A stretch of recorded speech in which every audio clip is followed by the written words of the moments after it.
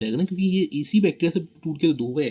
जबकि यहाँ पर एक ह्यूमन है, यहाँ पे दूसरा यहाँ फीमेल ह्यूमन है, यहाँ मेल ह्यूमन है। अब इनके फिर यहाँ पे स्पर्म और यहाँ पे एग बनेगा, ये फर्टाइल करेंगे तब जा करके इंडिविजुअल बनेगा। तो यहाँ पर जो सी इंडिविजुअल है ये ए और बी के इक्वल नहीं होता, जबकि ये एक ही इंडिविजुअल है ए, जो कि अब बढ़ चुका है। और कहीं ना कहीं हम लोग जो हायर क्लास में हम लोग पढ़ेंगे तो इसमें और मेजर चीज़ें बारे में पता चलेगा। कहीं ना कहीं यहाँ पर ये भी एक हायर क्लास में आप जब पहुँचोगे 11th के अंदर, तो आपको पता चलेगा कि ग्रोथ और रिप्रोडक्शन आमतौर पे कंफ्यूजन हो जाता है इसके अंदर, अगर हम सिर्फ एक यूनिसेलुलर ऑर्गेनिज्म की बात करें। क्योंकि यूनिसेलुलर ऑर्गेनिज्म ग्रो किया, उसका प्रोटोप्लाज्मिक, अच्छा ये आगे पढ़ेंगे हम लोग, इसमें कुछ टेंशन मतलब, बस अभी समझ लो कि इतना कि सेल का कंटेंट जब इंक्रीज हो गया तो वो डिवाइड कर दो में, तो इसको हम लोग रिप्रोडक्शन कह देते हैं। पर क्या ये एक्चुअल में रिप्रोडक्शन हुआ? अगर ढंग से समझोगे तो क्या दो इंडिविजुअल बन गए? हाँ, एक ही इंडिविजुअल से दो बन गए और दोनों के पास अपनी अपनी कॉन्स्टिट्यूएंट्स है, दिस कैन बी हैपन।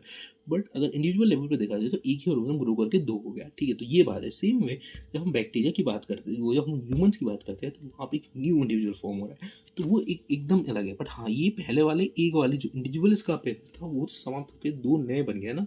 तो ये भले ही पहले से है, बट ये दो अलग है, तो इसलिए हम उसको रिप्रेशन कह देते हैं। पर आमतौर पर कहीं ना कहीं देखो तो ये ग्रोथ से थोड़ा बहुत रिसेंबल कर लेता है। यहाँ पर पूरा पूरा डिफरेंस प्रोसेस है। ह्यूमन ग्रो करता है अच्छे से, उसकी हाइट वगैरह नॉर्मल वगैरह होती है, ऑर्गन्स ग्रो होते हैं।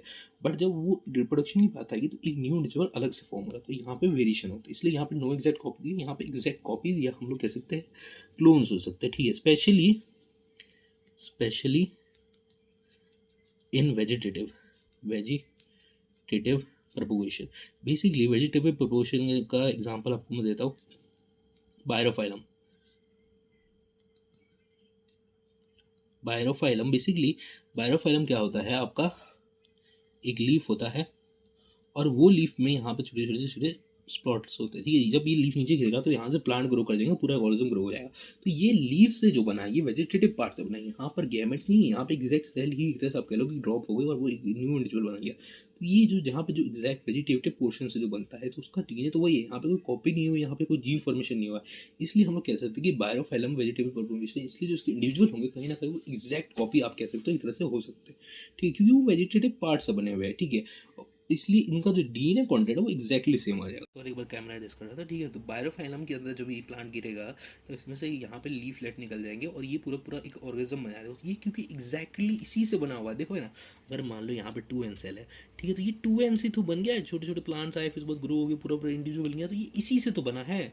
इसी कारण कह सकते हो एग्जैक्टली सेम। जबकि यहाँ पर 2n है, फिर वो ब्रेक डाउन होकर n हुआ, फिर वो n इधर वाले n से मिलके 2n हुआ, तो ये बहुत लॉन्ग प्रोसीजर है। तो इसी कारण मैं कह सकता हूँ कि ये यहाँ पर जो ऑफस्प्रिंग बनेगा, पहले वो आधा हुआ फिर वो हुआ, तो यहाँ पे मियोसिस भी हुआ। मीन वाइल यहाँ पे आप देखोगे तो सेम एग्जैक्टली यहीं पे प्लांटलेट ग्रो कर गया।